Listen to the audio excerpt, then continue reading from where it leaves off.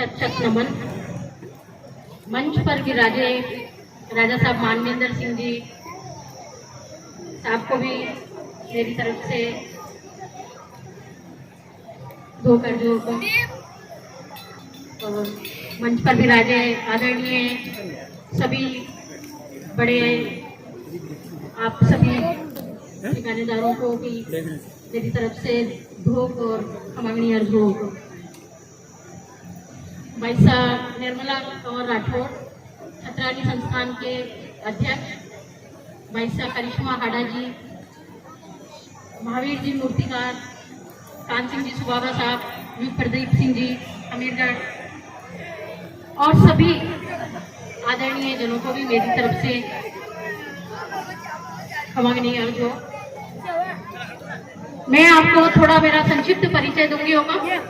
मैं कृष्णा कुमारी पानरवा, ठिकाना पानरवा से राणा पुंजा जी के 16वें वंशज, वर्तमान राणा साहब मनोहर सिंह जी पानरवा की पुत्र वधू हूँ। पानरवा ठिकाना जब मैं चित्तौड़गढ़ से 1568 में महाराणा साहब उदय सिंह जी भोमट के जंगलों की तरफ गए, तब भोमट के ठिकानेदार उस समय रावत हरपाल हुआ करते थे। आपने आगे बढ़कर महाराणा उदय सिंह जी का, महाराणा प्रताप का स्वागत किया और वह मुगलों से संघर्ष के दौरान काफी समय भोमट के ठिकानेदारों के वहां जंगलों में और उनके सानिध्य में रहे। भोमट के जो ठिकाने थे लगभग 9 ठिकाने स्वतंत्र थे, जिनमें पानरवा, ओगण,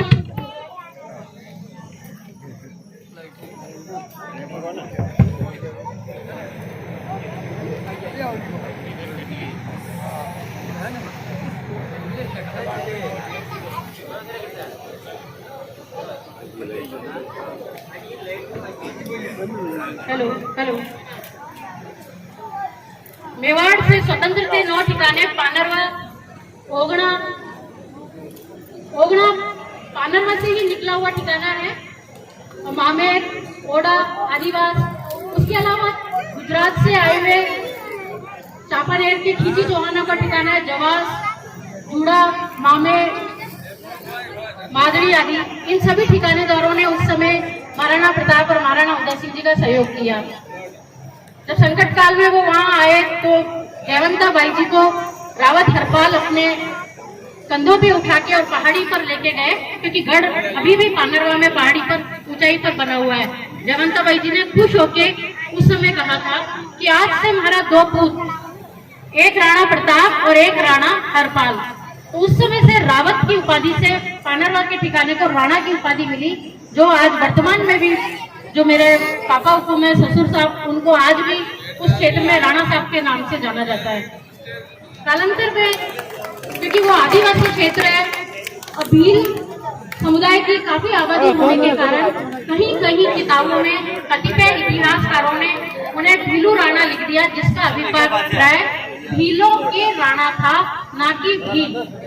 लेकिन मैं अच्छी बात नहीं है, लेकिन मैं कहूंगी कि कुछ गलतफहमी के कारण और कुछ राजनीतिक वोटों के कारण उस गलतफहमी को बने रहने दिया गया और काफी दुष्प्रचार किया गया। लेकिन आज जब परिवार आगे आया और अपने प्रामाणिक दस्तावेज शेयर किए, तो आज बहुत सारे लोगों को ये चीज सच का पता चल रहा है। और हमारे पानरवा क्षेत्र में पूरे झाड़ों, पूरे भोमट क्षेत्र के जो आदिवासी है वो सब जानते हैं, क्योंकि उनसे आज भी अपना बड़ा अच्छा, बहुत सामाजिक सौहार्दपूर्ण रिश्ता है। और इसका परिणाम, इसका प्रमाण आप जो अभी गत वर्ष अक्टूबर में राणा पुंजा जी की जो जयंती मनाई गई थी वहाँ पे, उसमें पूरे आदिवासी जो भी राजनीति में सरपंच हैं, ब्लॉक अध्यक्ष हैं, प्रधान हैं, सारे लोग उसमें मंच पर सब एकत्रित थे और सभी ने मिलजुल कर बड़े सामाजिक सौहार्दपूर्ण वातावरण में राणा पुंजा जी की जयंती मनाई। आज मैं यहाँ पे सभी आयोजक मंडलों का भी आभार व्यक्त करूंगी कि आपने राणा पुंजा जी के वंशज होने के नाते मुझे यहाँ आमंत्रित किया। और एक चीज और मैं समय तो ले रही हूँ, मैं एक छोटा सा कि एक जो हमारे इतिहास में जो एक गलतफहमी फैली हुई है कि जो मेवाड़ का राज चिन्ह है उसमें एक तरफ राणा कुंजा है और एक तरफ महाराणा प्रताप। तो मैं यहाँ क्लियर करना चाहूंगी कि मेवाड़ के राज चिन्ह में जो महाराणा भोपाल सिंह जी के समय का 1935 का गजट है उसमें भी स्पष्ट रूप से लिखा हुआ है कि मुगलों से संघर्ष के दौरान भीलों और राजपूतों ने दोनों ने अपना रक्त बहाया था।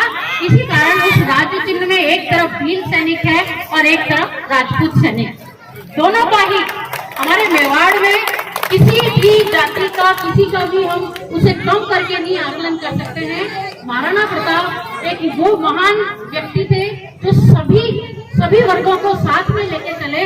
आज हम सिर्फ उन्हें किसी एक जाति का होने के कारण उनकी श्रेष्ठता को हम तवज्जो नहीं देते हैं, वरन उनका जो सभी समुदायों के प्रति सौहार्द का जो वातावरण था उनके और जो सबको लेकर चलने की जो उनकी एक मानसिकता थी उसी के कारण हम उनको बड़ा सम्मान देते हैं। और उनके जाने के बाद भी आज जगह जगह उन्हें भगवान के रूप में हम मूर्ति स्थापित करके और उन्हें आदर देते हैं। उसी प्रकार से पानरवा और भ्रमर क्षेत्र में भी राणा कुंजा जी का भी इसी प्रकार से सारे आदिवासियों में सम्मान और उनके प्रति आदर की भावना थी।